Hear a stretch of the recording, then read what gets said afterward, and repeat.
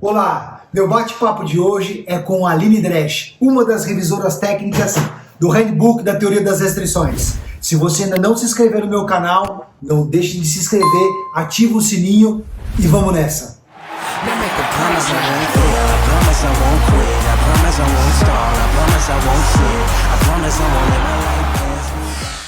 Uma das minhas maiores preocupações com essa enorme responsabilidade de ter um canal no YouTube e cujo objetivo é a teoria das restrições na prática, é poder ter muito cuidado com a qualidade daquilo que eu exponho nesse canal.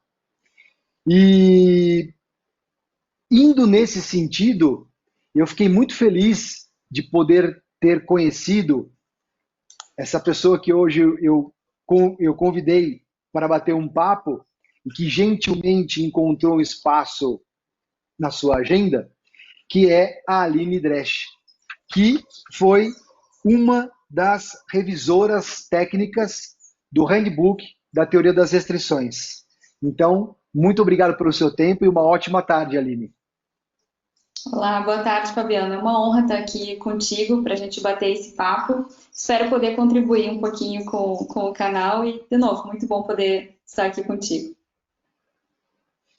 A honra é toda minha e sou eu que agradeço. Então, vamos ao que viemos. Conta para quem ainda não teve o prazer de te conhecer, Aline. Afinal de contas, quem és tu, Aline?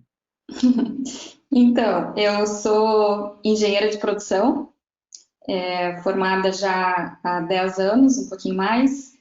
Tenho mestrado e doutorado também em engenharia de produção. Então, toda a minha formação é nessa área.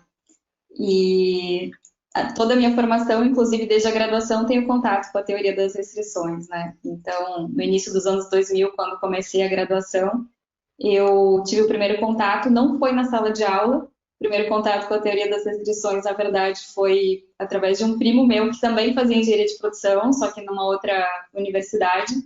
E ele falou, poxa, li um livro super legal esse semestre, se chama A Meta. Eu, que legal, como é que é? Daí ele falou um pouquinho, sabe? Daí, quando voltei da minha avó, a gente estava visitando os avós, quando voltei já comprei o livro. Então, já li o livro, acho que foi no primeiro ou segundo, no primeiro ano ainda da graduação. E a partir dali, sempre procurei saber um pouquinho mais sobre a teoria das restrições. Tem muito ainda a saber, mas é algo que já há muito tempo me traz bastante gosto de estudar. Então o culpado foi seu primo. Exatamente, culpado por meu primo. Ia acontecer de qualquer maneira, né? Ia acontecer de qualquer forma, Sim, porque sim, claro, eu, claro. em algum momento, teria esse contato, mas o primeiro culpado foi ele. E indo nessa direção, Aline, como foi que surgiu, né, para você a oportunidade de ser uma das revisoras do Handbook da Teoria das Restrições? Conta um pouco para mim, por favor. Então, esse foi um projeto muito legal que a gente fez dentro do grupo de pesquisa, o GEMAP, que eu atuava na época. Eu comecei em 2011 o meu mestrado e naquele momento eu eu trabalhava no Senai na época. E aí, então, resolvi sair do Senai e fui trabalhar especificamente dentro desse grupo de pesquisa, no qual a gente fazia, que é o GEMAP, é o Grupo de Pesquisa e Modelagem para Aprendizagem, é um grupo da Unicinos, que existe ainda, muito competente. E então eu estava nesse grupo em 2000, a partir de 2011, e aí eu não me lembro ao certo se foi final de 2011 ou início de 2012, dentre os vários projetos que a gente fazia no grupo, que incluía projetos de aplicação, inclusive da teoria das restrições em empresas, não só a teoria das restrições, como também pensamento sistêmico, modelagens em geral. Mas então veio esse convite da editora Bookman, via o professor Daniel Lacerda, que é um dos grandes experts do Brasil em teoria das restrições, e então nós formamos lá um grupo de 6 pessoas para fazermos a revisão técnica dessa tradução. Foi muito legal, era um trabalho feito muito mais do que entre colegas de trabalho, entre amigos que gostavam de um mesmo tema, então foi super legal assim, esse trabalho, foi muito gratificante ter feito parte dele. Inclusive está aqui sempre a Bíblia, fica aqui ao É lado. isso aí. E eu me lembro ainda como como se fosse ontem, o dia que eu recebi o meu exemplar em casa traduzido, então, né? Porque nós Poxa, tínhamos que o legal. exemplar todo digital enquanto a gente trabalhava na revisão, e eram muitas revisões, o trabalho realmente foram vários meses de trabalho, mas com muitos aprendizados. E tinha um exemplar em inglês, que a gente sempre tinha acesso, mas não tinha ainda pego o exemplar físico em português, com o nosso nome ali na contracapa. Então, em Que doido. 2013, eu estava já no primeiro ano do doutorado, lembro de chegar em casa, voltando de Florianópolis, que eu fiz o doutorado na UFSC, e aí chegar em casa estava, poxa, um pacote. O que será que é isso? Abri, estava ali um handbook, nossa, que emoção! Que Foi legal. como se fosse escrito por mim, assim, de tanta emoção que foi. Eu não tinha escrito nenhum livro até aquele momento, então foi assim Que uma emoção legal. muito grande de ter participado desse projeto e ter visto ele se materializar, né? E dá para perceber na sua fala, passados aí 7 anos, como você bem falou, né? Você se lembra como se fosse ontem. Ou Sim, seja, exato. poder ter tido a oportunidade de correr atrás em relação aos seus estudos, à sua carreira profissional, obviamente, e como você bem falou, poder unir o útil ao agradável. Uma coisa que você Exato. gostou por culpa do seu primo, e aí depois ter a oportunidade de trabalhar com o Daniel, com o Secundino, enfim, pô, que Sim. bacana. Foi E, super legal. Aline, partindo da premissa que nem tudo são flores, né? Ou seja, num trabalho tão denso como esse, quais foram os principais desafios que você encontrou junto ali com seus amigos, vou chamá-los assim também, mas que são excelentes profissionais nesse trabalho de revisão técnica como que vocês fizeram para superar esses desafios, Aline? Já que o produto está aqui, né? Então o desafio foi superado. Sim. Então, não foi um trabalho fácil, né? Foi um trabalho realmente que nos trouxe muita satisfação, mas também muito esforço, dedicação, porque nós são muitos capítulos, como todos sabem, com termos técnicos muito específicos da própria teoria das restrições, e que a tradução, claro, não tinha como saber essas questões técnicas, então muitas vezes nós tínhamos que debater até o ponto conceitual, teórico, e a gente ia para um quadro branco, todo mundo discutia, desenhava, explicava, Que para poder legal. chegar, então, nos conceitos da maneira que a gente entendia que tinha que ser representados, e aí, então, a fazer o ajuste técnico necessário. Então, não foi um trabalho muito simples, de fato, mas, assim, como que a gente superou isso? Estudando ainda mais sobre teoria das restrições, É isso. de maneira coletiva. Claro que com muitos experts por perto ficou mais fácil, assim, mais prazeroso também, além do professor Daniel, que fez parte desse grupo de revisão técnica, que trouxe esse projeto para o grupo, outros dois fundadores do GEMAP, o Luiz Henrique Rodrigues, que hoje não faz mais parte, mas a professora Maria Isabel Morante, que ainda faz parte do GEMAP, os dois também foram fundamentais, porque, embora não estivessem participando do projeto, o conhecimento deles acerca da teoria das restrições é enorme. Então, puderam nos ajudar também muito nessas questões, nas discussões conceituais nesse sentido, né? E é curioso essa questão de tu ler algo em inglês. Eu não tinha lido nenhum livro do Goldratt em inglês, todos os livros que eu tinha lido, eu já tinha lido em português. Então, já tem aquela questão da tradução, que algumas coisas se perdem, e mesmo se tu fores ler um livro do Goldratt, alguns termos técnicos são chamados de determinada forma no corrente crítica, e depois quando tu for ver lá o The Choice, a escolha, já são termos diferentes, embora se tratem da mesma coisa. Então, muita coisa se perde na tradução. E então era uma função desse grupo técnico tentar uniformizar essas questões e não perder o real sentido, né, que tudo estava tentando ser comunicado ali pelos autores de cada capítulo. E uma questão curiosa até dessa da tradução, a minha dissertação de mestrado, ela virou um livro, que é um livro específico sobre Design Science Research, que foi escrito por mim, pelo professor Daniel, que foi meu orientador no mestrado, e pelo professor Junico Antunes, que também é um grande conhecedor da teoria das restrições e que atua nessa área. Mas, enfim, falando especificamente sobre a Design Science Research, então foi fruto da minha dissertação, escrevemos o livro e publicamos esse livro em português pela editora Buchmann, que é até a mesma editora do Handbook, e em inglês pela editora Springer. E, bom, revisamos também, mandamos fazer a tradução, revisamos a tradução, publicamos, tudo certo. E isso dá uma perspectiva completamente diferente, porque além das pessoas do Brasil lerem teu livro e eventualmente entrarem em contato contigo para saber um pouquinho mais, às vezes só para dar os parabéns, às vezes para fazer uma pergunta, quando tu tem ele também escrito em outro idioma, ele ganha o mundo, né, quando ele está em inglês. E aí teve uma questão muito curiosa que aconteceu, que foi um dia eu recebi um e-mail, meados de julho, em 2017. Recebi esse e-mail, eu estava lá no GEMAP ainda, já era professora na época, já estava no doutorado e tal, na UFSC. E aí, li o e-mail, quando a primeira frase do e-mail foi o seguinte: ler o seu livro foi como tomar água de um hidrante, só que em inglês. E eu, nossa, será que isso é bom ou será que isso é ruim? O que isso quer dizer? Exato.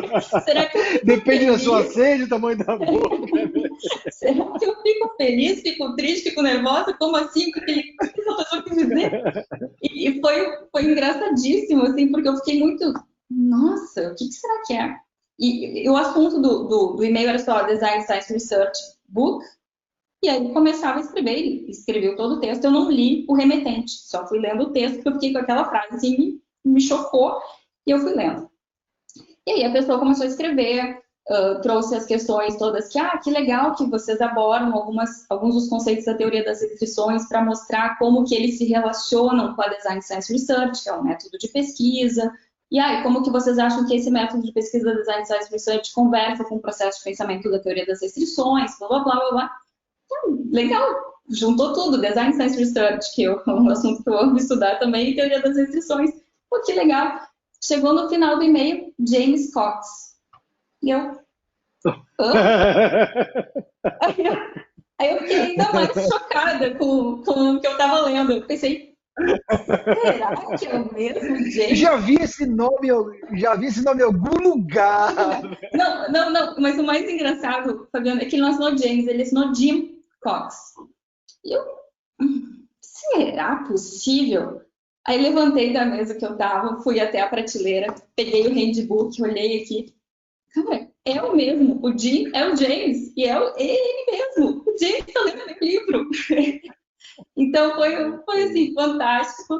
E a gente troca e-mails ainda regularmente, porque ele agora é professor aposentado da Universidade da Geórgia, mas ele continua sendo um apaixonado pela teoria das restrições.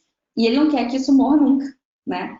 Então, ele faz muitas ações, assim como as suas ações eu acho fantásticas, porque elas ajudam a disseminar a teoria das restrições para mais gente, né? Tanto no meio acadêmico quanto no meio empresarial.